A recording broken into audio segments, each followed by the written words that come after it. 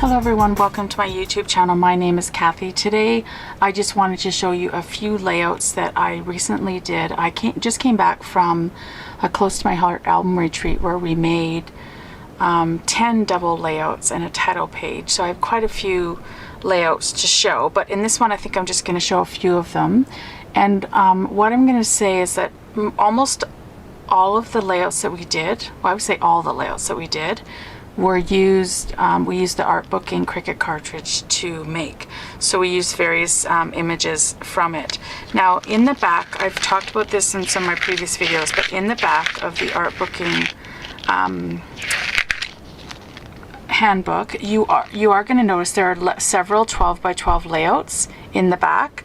So we did a couple that were kind of loosely based on these layouts in the back of the book, but then the other ones were just using images from all over the book, like they're from various places. It's not necessarily copying one of the layouts, the actual layouts in the Artbooking handbook. So I will point out the ones that are based on the layouts in the book, and I'll give you more direction on like what page and stuff to find them on. But generally speaking, the layouts that I'm just about to show you are just various images, words, and a lot of the overlays from various parts of this book. So okay, let's get started. So the first layout that I wanted to show you has quite a few Cricut cuts from the Artbooking. So these overlays, there's one here and then there's one on this side. They're cut to the same size. I think that for the most part they use the craft room to do a lot of the Cricut cuts. So when you find this image in your book, in order to sort of get it to the length, like this is probably 11.5 inches by, well, it's about 7.5. The easiest thing to do is to put it in the craft room, because then you can actually designate the actual size that you want, because you just might not get it quite the length that you want. I find when you're cutting them in the with handbook, you don't always get the length that you're looking for. So these fonts is cut from using the Artbooking, so those are the fonts coming from that. This sweet word is actually in one of the mini albums, in the mini album section of the Artbooking handbook, but you can, so it actually would be smaller if you use the cut that they recommended, but you can always use your real dial size, and then you can cut the size that you want. So in this case it's about 2 inches wide, so they probably set the real dial size and then put the cutting size to 2 to get that bigger banner like that. So, and then this is also cut using the Artbooking, and then this kind of like trim there, and the arrows and stuff were cut from there, and also this classified. So that is the first layout that I wanted to show you. Okay, and here is the second layout that I wanted to show you. So again, this one, there's these little overlays. What I like about this is they just add so much texture to your page. They're so easy, so you can cut the like smaller ones, and then there's actually one behind here as well, and it just adds so much texture to your page, which whenever I make my cards or my page layouts, I like to have different textures on it. So I like to have paper, some kind of ribbon, or kind of the baker's twine, and then embellishment. So I kind of like to have the three things going on at the same time, so that it adds some interest, I guess, to the page. And then on this one, I'm just going to bring this up to the camera a bit closer, we actually spritzed the base page before we started putting our layout on it, so that again is kind of neat technique. And this hello world was cut using the Artbooking cartridge. So the hello world is actually found on page 84 of the Artbooking handbook, and it is for one of the 12 by 12 layouts. So in this case they probably set the size to 11 inches, but then it cut it to the right size that fits on the page. So this is kind of interesting. This is sort of showcasing like kind of like a baby page, but they just took out the word and then added it to this layout. And so a lot of the pictures that I used for these layouts that I'm showing you today were from a trip that we took to Palm Springs a year ago, almost a year ago. And so this one, we were driving up through the Palm Springs mountains, and then we had this lookout point that we were able to kind of stand up on the edge and look down over the valley and stuff. It was really neat picture. So I kind of quite like that, how it worked. You know, we're kind of standing at the top and the world is down below us. So I kind of really thought these pictures worked well. And this is me, kind of, that's what we were looking down to. So that was really fun. So that is the second layout. We use a lot of the washi tape. The washi tape I just love. I'm just obsessed with washi tape right now.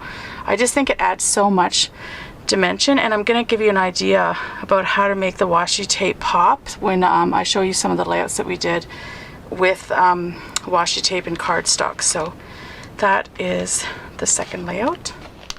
Okay, this is the third layout that I was going to show you. So these are cut from the Artbooking Cricut cartridge, and they kind of coordinate with the school pages that we have in the back of the book for kind of scrapbook layouts that you can do with school pages. So I'll see if I can find that. But and then the story, I think they went into the craft room probably, and the font is from Artbooking, but I think they weld the letters together to make that page. And then these fun arrows are in the Artbooking, and these frames, which are quite neat. You actually cut out the frame, the black, but then you can pop any color kind of behind the arrows, which is neat, to sort of tie in with some of the other colors on your layout. So I really like that idea. And I like that idea for when there's a word, when you have words that, like there might be a word cut out like in the frame like that, and then you can pop some color behind it to kind of make it stand out. I really like that. Okay, so these are actually cut out in the mini section book, the mini album section of the Artbooking handbook. Is on page 41, so it's this one right here. So if you were to cut it out at 8 inches, I'm not sure if this is, I think this is probably bigger than what it would have cut, because then it would have sized it down to actually fit in the 8x6 mini album. So again, they probably use the real dial size. And then I don't know if you knew this, but when you hold your handbook, this actually is the same for any Cricut handbook that you have. But when you hold it towards if your cutting mat is inside your machine and you hold this towards your machine, this side is the side that the cutting size cuts. So for instance, on this side, it's the longer side. So if you put it to 3, it's going to be 3 inches this way, not 3 inches that way. And that actually stands true for all of the cuts. The way they set them up is, if you were to put this like almost like, you know, go to load this into your cutting machine, this is the way it's going to cut it, and that's the way it's also going to cut it on your paper. So if you have a little bit of cardstock left and you're trying to put it on your cutting mat, and you want to know which way the Cricut's going to cut it, so you can put the cardstock the right way, it's going to cut it like that way onto the mat. So that's a really handy tip. So any of these, so again, like this one, they're kind of like the movie strip there. It's going to cut, if you put 2 inches, it's going to be 2 inches wide, not 2 inches long. So that's just one tip that I have for you. So this is the third layout, and then I'm finally just going to show you the title page that we made, which is so amazing. I just love how the title page comes together. Okay, so this is the title page that we made, and there's just so many details on this page, which is interesting because it's called Capture the Details. So there's like this kind of doily that we cut, and then the arrows that are popped up. There's all kinds of bling that we used. There's this banner is actually cut in the Artbooking Cricut cartridge. There's some, we used a lot of our kind of copper shimmers trim and throughout the book.